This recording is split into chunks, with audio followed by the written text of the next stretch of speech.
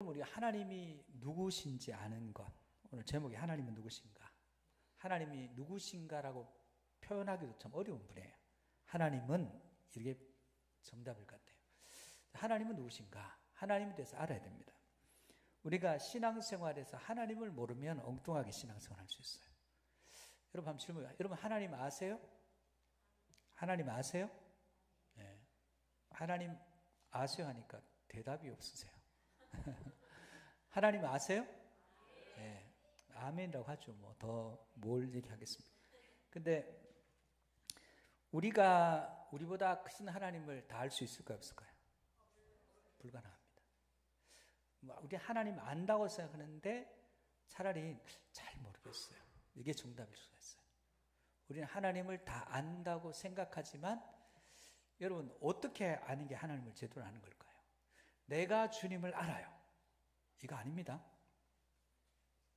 이게 어려운 말처럼 들지만 내가요 주님을 알아요. 내가 인식해요. 내가 주님이 어떤 분인지 알고 있어요. 이거 아니에요. 우리는 전부 내가 아는 하나님이에요. 내가 아는 하나님. 여러분이 아는 하나님 아니고요. 어떤 하나님이냐면 성경이 우리에게 가르쳐 주시고 성령님이 우리에게 알려주시는 하나님이에요. 그러면 성경 빼놓고 우리 마음대로 우리 감정이 생각하고 나는 하나님 이랬으면 좋겠어. 그렇잖아요. 여러분 남편을 향해서 우리 남편이 이랬으면 좋겠어. 그래가지고 생각하는 이미지가 있잖아요. 그래 바꿔놓으려고 애를 쓰는데 됩니까 안 됩니까? 안 돼요. 그냥 두세요. 그냥. 아내는 바꿔줍니까? 아내도 안 바뀌어져요. 그냥 그래 그대로 살도록 그냥 내버려 두세요. 그냥 안 바뀝니다. 그런데 우리가 하나님을 인식할 때도 하나님을 생각할 때도 우리가 이랬으면 좀 하나님이 내가 어려울 때 도와주셨으면 좋겠다. 그리고 그 위에는 간섭 안 했으면 좋겠다. 그런 생각들을 가지고 있어요. 그래서 우리가 끊임없이 힘써 호세아서 보면 힘써 여호와를 알아라. 알아가는 게 중요하다. 근데 전부 다 주관적이에요. 자기 나름대로. 그럴 수밖에 없죠. 하나님을 인격적으로 만난다는 게 개인과 하나님과 1:1 만남일 텐데 그 만남의 의미가 성경에서 만난 사람들이 다 달라요. 기름 부어서 만나고 다메섹에서 갑자기 엉뚱한 일을 하려고 하는데 엉뚱한 일 그 반대편에 서서 일하게 되는 그런 일들이 일어나기도 하고 합니다. 그래서 토마스 성인이 이런 얘기를 했어요. 하나님이 누구신지 알 수 없음을 잊지 말라. 뭐라고요? 하나님이 누구신지 알 수 없음을 잊지 말라. 이것이 하나님에 대한 최후의 인간지식이다. 하나님 잘 모릅니다, 우리. 그럼에도 불구하고 성경이 우리에게 제시하는 하나님에 대해서 우리 알아야 됩니다. 그래서 하나님을 아는 만큼 하나님이 우리에게 보여주신 걸 깨닫는 만큼 우리의 신앙은 성장하게 되겠어요. 7가지 하나님에 대한 진술인데 한번 살펴보죠. 첫 번째가 어떻게 되어 있습니까? 첫 번째 뭐죠?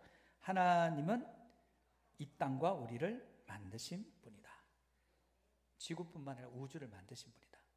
하나님이 우리를 만드셨음을 고백합니까? 그래서 오늘 본문 읽었던 암송하고 있죠? 창세기 1장 1절 시작. 태초에 하나님이 천지를 창조하시니라. 자, 이거 믿으시는 분. 예. 안 믿으시는 분. 안 믿으시는 분은 신약성 읽을 필요 없어요. 안 읽어도 됩니다. 첫 번째 진술인 태초에 하나님이 천지를 창조하셨다. 이것이 이해의 차원이 아닙니다. 그냥 믿고 받아들여야 되는 거예요. 여러분들은 누가 만드셨어요? 하나님 맞죠? 사실입니까? 네. 이 고백이 없으면 믿음은 한 발짝으로 나지 않습니다. 그러면 이 4가지 태초라는 시간 알 수 없어요. 여러분 1900년 초에 태어나신 분, 1910년 안에 태어나신 분 있어요? 없어요? 1910년대에 무슨 일이 났죠? 1919년대에 무슨 일이 났습니까? 아는 분, 경험하신 분 없죠? 1930년도에 일어난 걸 경험하신 분들은 좀 있죠? 1930년도의 일을 알고 있다. 손 한번 들어보세요. 30년도에 태어나신 분 없어요? 40년 이후에 다 태어나신 분이네요. 1940년도는 내가 안다. 네. 손 한번 들어보세요. 1940년도. 네. 우리 김수일 장로님. 1950년대 내가 6.25 때는 안다. 네. 50년 태어났는데 어린아이 때라 좀 뭔지를 모르는 분들도 있고, 그분들 빼고. 여러분 보십시오. 1900년도가 지났죠, 벌써. 직전세기입니다. 근데 1920년까지 태어난 사람 중에 지금 여기 지구상에 존재하는 분이 없어요. 아무도 없어요. 그러니까 이 시간이라고 하는 것은 우리가 경험한 시간과 경험하지 못한 시간이 있는데, 우리는 태초라는 시간을 뭔지 몰라요. 이게 태초라는 시간을. 과거에 어떤 100년만 넘어가도 우리 모르는데 어떻게 알겠어요? 하나님은 도대체 뭔가? 하나님은 모른다 그랬잖아요. 그럼 천지는 알 수 있느냐? 백두산 천지 말고요. 하늘과 땅, 이 천지. 근데 이 천지가 우리가 생각하는 하늘과 땅이 아니라 우주예요. 우주를 천지라 그래요. 그럼 이거 우주가 계속 팽창하고 있다는데 알 수 있어요? 몰라요. 그 다음에 창조를 우리가 알 수 있을까요? 창조를?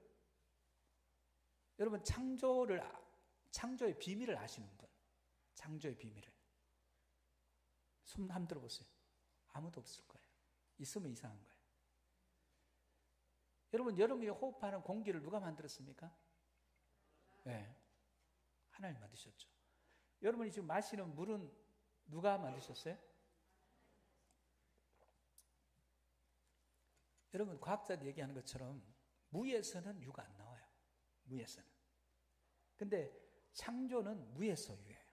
이 세상에 과학자들이 얘기하는 것은 있는 것에서 있는 것이 플러스 돼가지고 여기 합성과 조화가 이루어진 거예요. 이거는 창조가 아니에요. 없는 것에서의 창조예요. 그러니까 우리가 생각하는, 과학자들이 진화 얘기하는데 진화는 뭐가 있잖아요. 있는 것에서 얘기하는 게 아니에요. 없는 것에서의 창조예요. 그러면 창조를 우리가 이해할 수 있냐? 없어요. 그래서 결론을 보면 하나님의 말씀은 창세기 1장은 분석의 대상이 아니다.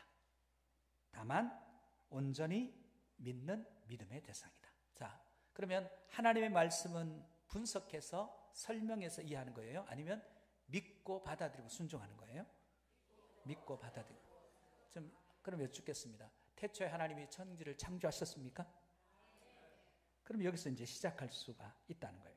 우리를 만드셨다는 거예요. 여기서 시작하고, 그리고 우리는 성경 첫 구절을 인정하면서 우리를 만드신 분이 있다는 것은 내 인생의 주인이 나란 얘기예요? 아니란 얘기예요? 아니란 얘기입니다. 여러분 인생의 주인은 내가 아닙니다. 그래서 바깥에 하나 붙여놨죠. 내 인생의 주인이 바뀌면 진정한 행복이 온다고. 근데 주인이 여전히 나예요. 주인이 나인 사람들은 자기가 다 해야 되는 것입니다. 사람이 정말 자기 인생의 주인이 되려고 하면 그럴 가치와 능력도 없잖아요. 되려고 하면 인생의 주인에게는 첫 번째 부족이 없어야 돼요. 자, 부족이 없는 사람 손 들어보세요. 신앙적 고백 말고 나는 부족한 게 하나도 없다. 부족이 있으시군요. 그럼 주인은 아니네요. 그 다음 두 번째는 결핍이 없어야 돼요. 결핍. 여러분 중에 뭐 결핍 있는 분 많죠. 이게 손 안 올라가고 눈도 잘 안 보이고, 그죠? 무릎도 시원찮아서 그냥 지팡이 짚어야 되고, 뭐 약으로 아니면 유지가 안 돼. 그래서 약 계속 드시잖아요 지금. 여기에 50 넘은 분들 중에 약 안 드신 분들은, 그분들은 좀 희귀한 분들이에요. 약을 꼭 드셔야 돼요. 50 넘으면.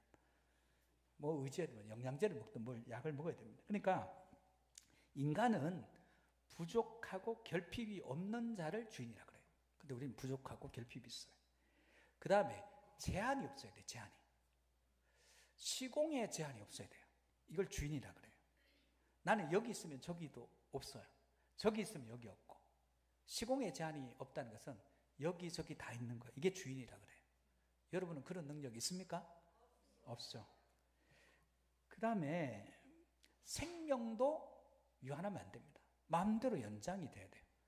내가 100년 살고 싶으면 100년 살고, 200년 살고 싶으면 200년 살고, 500년 살고 싶으면 500년 사는 게 가능하신 분 손 들어보세요. 가능하신 분 한 명도 없네. 그럼 여러분의 인생의 주인이 누구십니까? 하나님이시죠. 이게 주인됨이에요. 그래서 창세기 1장 1절은 인생의 주인이 누군지를 얘기하는 거예요.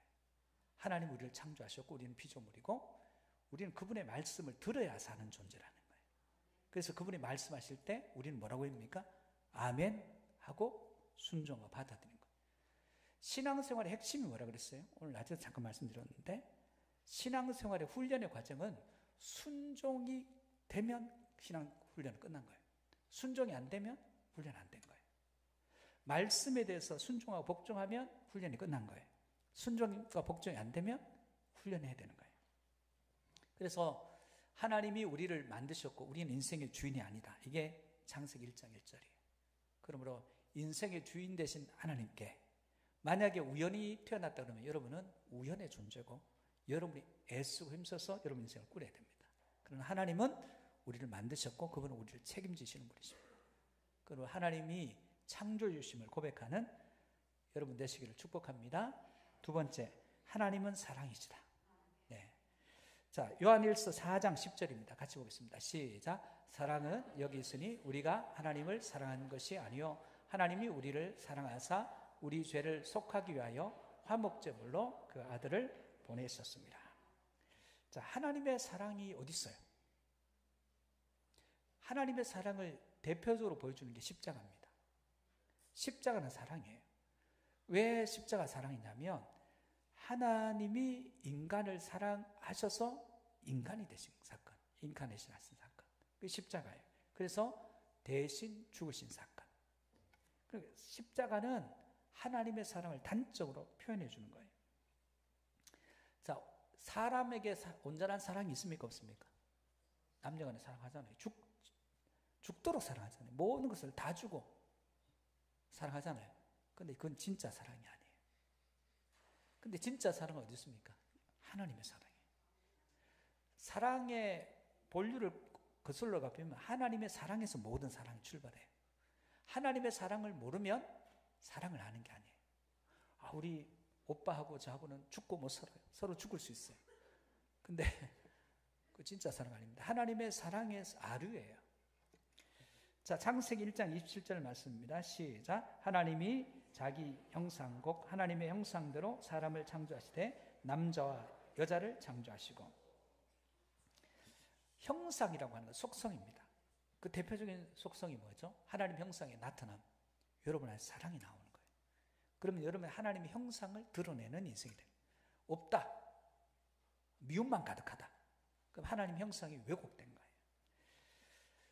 자, 하나님은 사랑인데 여러분 사랑은요 하나님의 두 가지 속성이 있습니다. 하나는 뭐냐면 부성애적 강함이에요. 모성애적 섬세함이에요. 이 두 가지가 같이 있어요. 아버지 하나님, 어머님 하나님 있다 그러는데 그건 잘 몰라서 하는 얘기예요. 하나님은 두 가지 속성을 같이 가지고 있어요. 자, 보십시오. 자녀가 지금 고열에 시달려요. 누가 병간호하죠? 주로 누가 합니까? 네, 아빠가 하는 분들 그거 잘 없어요. 아빠가 하면 그거 좀 이상한 겁니다. 엄마가 주로, 엄마가 있는데 아빠가 하는 경우는 잘 없어요. 엄마가 해요. 밤새도록 그 앞에서. 그런데 그 자녀의 신음하는 그 고통하는 그 미세한 움직임들을 엄마들이 다 캐치해내요. 아빠들은 그런 감각이 없어요. 잘 몰라요. 잘 모르는 게 정상이에요. 그 이상한 게 아니에요. 그래서 하나님의 사랑은 강함만 있는 것이 아니라 부드러움이 같이 있어요. 사랑에. 그래서 우리는 사랑은 한 편만 있다고 보시면 안 됩니다. 하나님은 심판하세요. 근데 그 심판할 대상을 위해서 대신 죽으세요. 그게 하나님의 사랑이에요. 시편 121편 3절에서 4절 말씀 같이 볼까요? 시작. 여호와께서 너를 실족하지 아니하게 하시며 너를 지키시는가 졸지 아니하시리로다. 이스라엘을 지키시는 이는 졸지도 아니하시고 주무시도 아니하시리로다. 하나님은 언제나 완벽하게 우리를 돌보시는 사랑의 하나님이세요. 이사야 49장 15절입니다. 같이 봅시다. 시작. 여인이 어찌 그 젖먹는 자식을 잊겠으며 자기 태어난 아들을 긍휼히 여기지 않겠느냐. 그들은 혹시 잊을지라도 나는 너를 잊지 아니할 것이다. 하나님은 우리를 잊습니까? 잊지 않으신 분입니까? 부모는요? 부모는 자식을 늘 생각하진 않습니다. 왜냐하면 생각할 때만 해요. 부모의 사랑 완벽하지 않아요. 여러분 보십시오. 방송 매스컴을 통해서 보면 두 젊은 부부가 게임한다고 정신 팔려가지고 어린 아이를 굶겨서 죽였어요. 그런 일이 일어나잖아요. 엄마인데 아빠인데. 자식을 지금 보면 자식을 이용하는 부모도 있어요. 그런 부모가 나오면 안 되지만 부모의 사랑 완벽하지 않아요. 그래도 이 세상의 사랑 중에 제일 그래도 괜찮은 사랑이 부모의 사랑이에요. 일방적인 사랑이니까.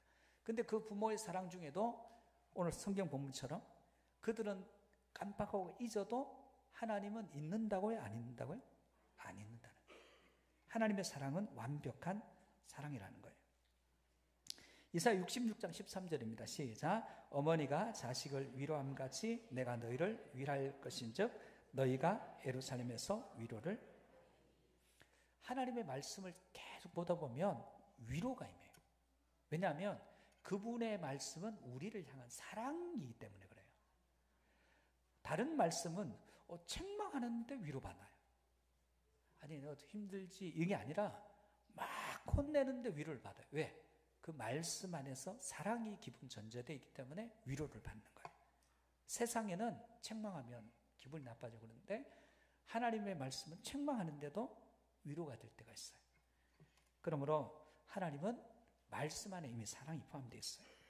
마태복음 23장 37절입니다. 시작. 예루살렘아 예루살렘아 선지자들을 죽이고 내게 파송된 자들을 돌로 치는 자여 암탉이 그 새끼를 날개 아래 모음같이 내가 내 자녀를 모려한 일이 몇 번이냐. 그러나 너희가 원하지 아니하라.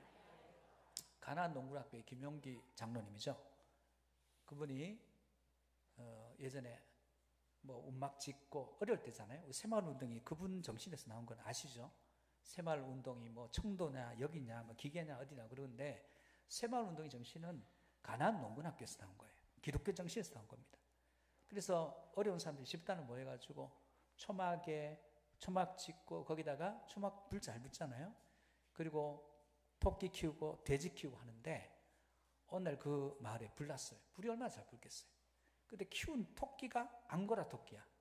앙고라 토끼는 털이 북슬 나 있는 토끼인데 이게 불이 붙으니까 사방으로 쫓아다니면서 뜨거우니까 다니면서 얘들이 불 붙이고 있어가지고 온 마을이 다 불타버렸어요. 사람들이 진짜 어려울 때, 요즘처럼 살만할 때가 아니에요. 진짜 어려울 때 집단적으로 마을을 이루어가지고 그렇게 해놨는데 다 타버렸어요. 절망이 찾아오죠. 용기가 하나도 안 생기죠.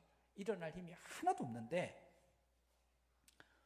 지금 목이 타서 비틀어져가지고 죽은 닭 한 마리가 있는데 닭이 죽었어요. 새카맣게 타가지고. 근데 날개 축지가 갑자기 움직이기 시작하니까 깜짝 놀랐어요. 닭이 부활하려고 하나? 근데 보니까 날개 축지 아래에서 뿅아리들이 나오기 시작하는 거예요. 뿅아리들이 삐약삐약 그러면서. 암탉이 자기 새끼를 자기는 타서 죽어가면서 자기 새끼를 품은 거예요. 그리고 자기는 죽고 그 날개 그늘 아래서 그 새끼들이 살아나오는 거예요. 김용기 장로님 그 장면을 보고 그 돌단 위에 딱 서서 사람들이 얘기합니다. 그 상황 가운데 다 절망이죠. 우리 끝났어. 이제 인생 끝났어. 이제 저 장로 말 듣고 와서 우리 다 집단으로 지금 다 해놨는데 불타버렸는데 끝났지 뭐. 그리고 다 탄식하고 있는데 그 한 장면을 모티브로 삼아서 김용기 장로님이 얘기를 하기 시작했어요. 얼마나 그 미물이 타 죽으면서 얼마나 뜨거웠겠냐고. 그런데 자기 새끼 보호하려고 자기는 타 죽으면서 그 날개를 퍼덕거리지 않고 이렇게 모아서 자기는 죽고 새끼들을 살렸다.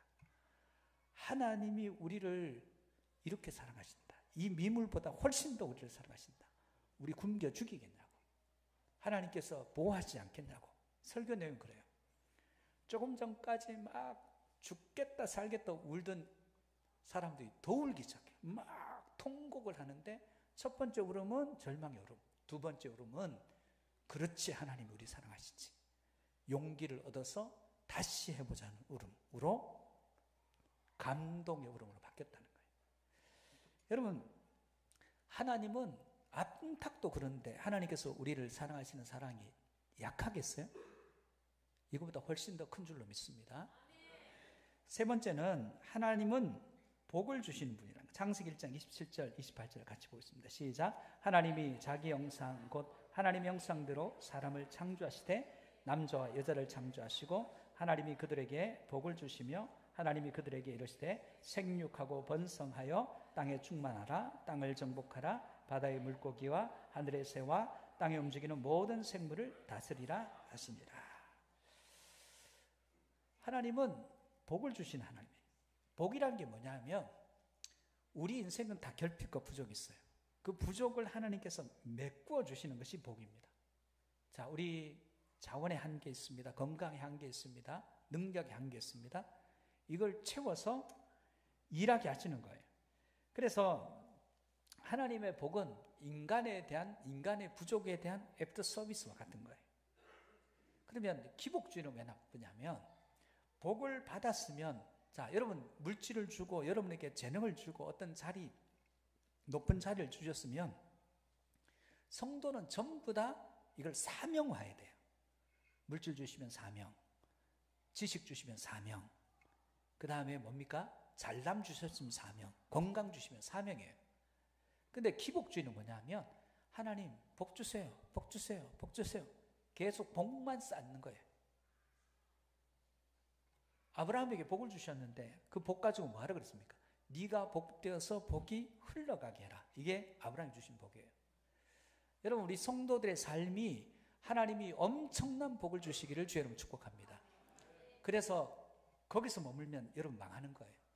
여러분에게 주신 복을 흘러가도록 해서 더 큰 복으로 만드는 도구와 통로, 사명자로서 삶을 감당할 수 있기를 주의 이름으로 축복합니다. 이게 하나님이 복 주시는 이유예요. 이게 아브라함을 부르신 이유고 이스라엘 백성들을 부르신 이유고 오늘 저와 여러분을 이곳에 부르신 이유입니다. 그러므로 여러분, 우리가 행복해지는 방법이 뭐냐면 한따라 행복은 줄 때 온다. 줄 때 행복이 와요. 이거 줘본 사람 알아요. 주면 행복이 오는데 받으려고 하면 행복은 잘 안 와요.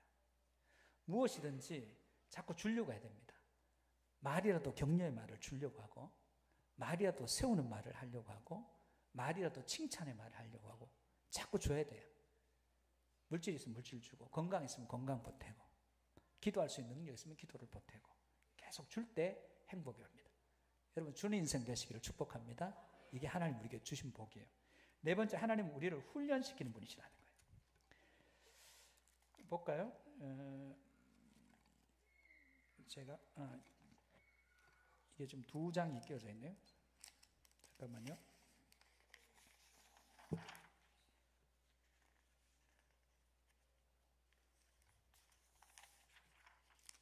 자, 하나님은 우리를 훈련시키는 하나님이신데, 잠깐만요.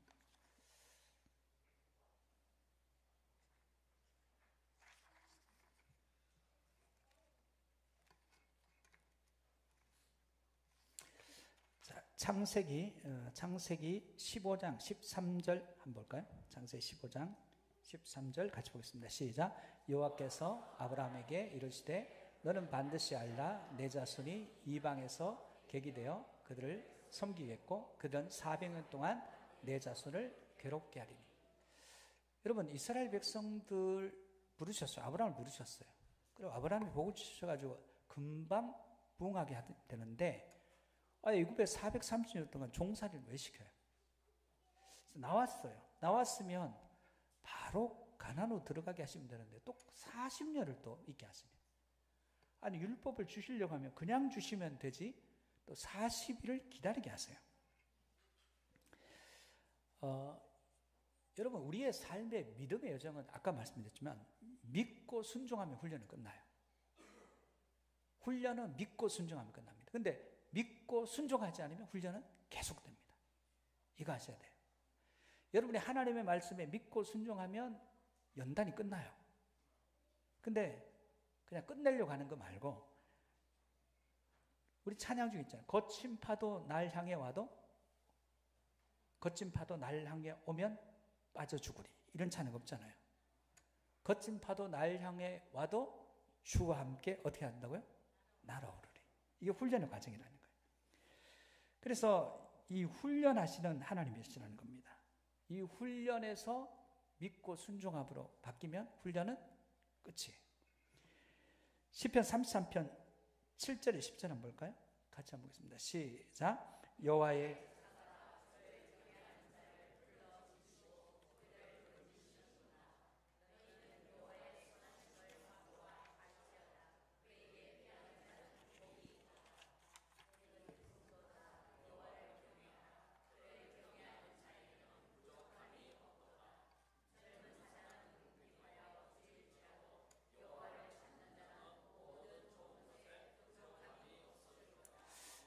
여러분, 이 시편이 나온 배경이 있어요. 사울이 죽이려고 하니까 다윗이 도망다니다가 국내를 아무리 도망다녀도 도망다닐 데가 없는 거예요. 자, 국내에 도망갈 곳이 없으면 어디로 가야 됩니까? 해외로 망명해야 되는 거예요. 근데 해필 간 게 자기가 죽은 블레셋, 골리앗의 그 본 진영으로 가는 거예요. 그러니까 가서 망명합니다. 내가 우리 이스라엘 나라의 부마긴 한데 내가 정치적 망명한다 그러니까 받아주겠어요? 옛날에 우리 골리앗 장수를 죽인 원수인데 왕이 씨가 저거 첩자입니다. 죽여야 됩니다. 살아야 될 거 아니에요. 그래서 살 수 있는 방법을 궁리하니까 미친놈 되는 방법밖에 없어요. 그래서 첫 번째 침을 흘려요. 침을 흘리니까 그거 안 되겠다 싶으니까 문도 못 찾아고 문을 퍽퍽 긁어요. 그래서 살아나온 거예요. 지금 살려고 망명해서 죽을 위기에 처해가지고 지금 겨우 목숨 부지하고 나와서 이 시편을 노래하는 거예요. 거기에 보면 절망증이 어디 있어요. 여호와의 천사가 주를 경외하는 자를 둘러진치고 그들을 건진다. 지금 내가 그 상황이다. 너희는 여호와의 선하심을 확보할지라. 그에게 피하는 자는 복이 있도다. 피한 게 지금 겨우 살아온 거예요. 너희 성도는 여호와를 경외하라. 그를 경외하는 자에게는 부족함이 없도다. 부족함 없대요. 젊은 사자는 궁핍하여 줄일지라. 여호와를 찾는 자는 모든 좋은 것에 부족함이 없도다. 지금 보이는 것은 부족함 투성인데 부족함이 없대요. 이게 지금 훈련이 된 거예요. 훈련은 뭐냐면 부족함 가운데 부족해지지 않도록 하는 것이 훈련의 과정이에요. 여러분, 우리는 인생에 부족이 많습니다. 그런데 하나님 앞에 설 때 부족이 사라질 때 하나님이 누군지를 알게 돼요. 하나님은 우리를 훈련하시는 하나님이세요. 다섯 번째 한번 볼까요? 하나님은 못하시는 것이 전혀 없으신 분이시다. 전능하시다, 이런 뜻입니다. 창세기 17장 1절입니다. 같이 보겠습니다. 시작. 아브라함이 99세 때에 여호와께서 아브라함에게 나타나서 그에게 이르시되 나는 전능한 하나님이라. 너는 내 앞에서 행하여 완전하라. 여러분, 지금 75세에 부름받아 왔는데 애가 없어요. 애가 태어날 기미가 없어요. 그러면 다른 방법 구할 거 아니에요. 그때 하나님이 나 전능하신 하나님이에요. 반드시 내 씨를 통해서 내가 너로 큰 민족을 이루게 할 거야. 아니, 보여야죠. 그런데 하나님께서 말씀하시는 게 뭐냐면 내가 전능하다고 지금 얘기하시는 거예요. 전능하다. 여러분, 그 전능하신 하나님을 믿을 때 두려움은 사라져요. 우리는 왜 힘들고 어렵냐면 하나님을 믿는데 하나님의 전능성을 믿지 않아요. 우리는 우리가 유한하기 때문에 하나님도 유한한 줄 알아요. 아니에요. 하나님의 전능성의 최고의 전능이 하신 뭐냐면 우리를 죄에서 구원하신 그 전능이에요. 죄로 죽어야 될 인생을 그분이 살려서 구원 얻게 하신 그 사건이 하나님의 전능성을 대표하는 사건입니다. 그러므로 우리가 하나님의 전능성을 최고로 느끼는 건 뭐냐면 내가 구원받은 사건이에요. 오늘 어떤 분과 대화하면서 하나님을 인격적으로 만났다는 거예요. 인격적으로 만나면 다 바뀌어요. 하나님을 만나면 하나님에 대한 생각이 다 바뀌고 말씀을 대하는 자세가 바뀌고 신앙생활하는 태도가 다 바뀌어요. 여러분의 하나님의 전능하심을 믿고, 여러분은 다 유한하지만 하나님은 전능하십니다. 그 전능하신 하나님이 여러분과 함께 하심을 믿으시기를 축복합니다. 여섯 번째는 하나님은 준비해 주신 하나님이에요. 창세기 22장 13절에 14절입니다. 같이 볼까요? 시작.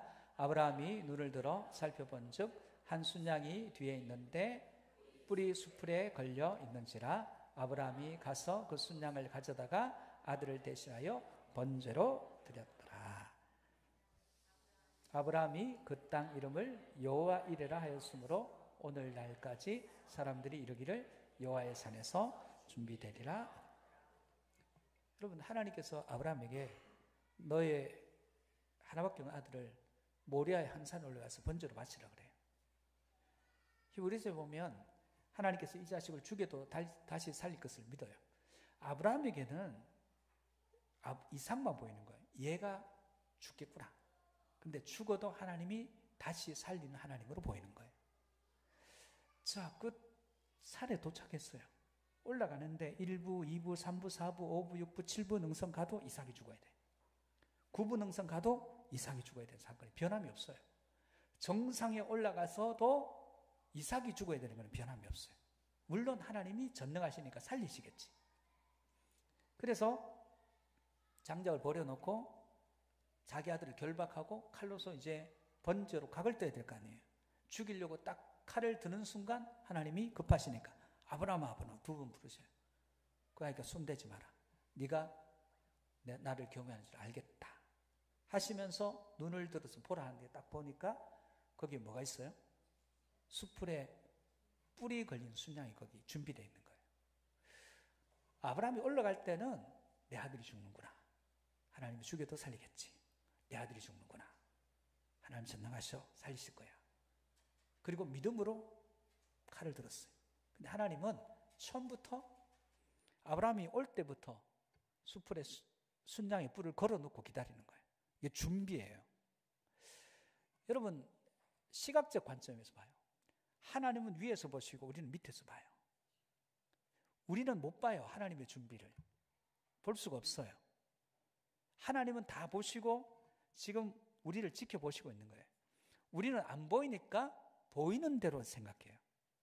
그래서 하나님이 뭘 준비하고 있는지 우리는 알 수가 없어요. 근데 순종하고 가보니까 최종적으로 죽는 것은 누구예요? 순양이 대신 죽는 거예요. 이게 예수 그리스도께서 우리를 대신 죽은 것과 똑같습니다.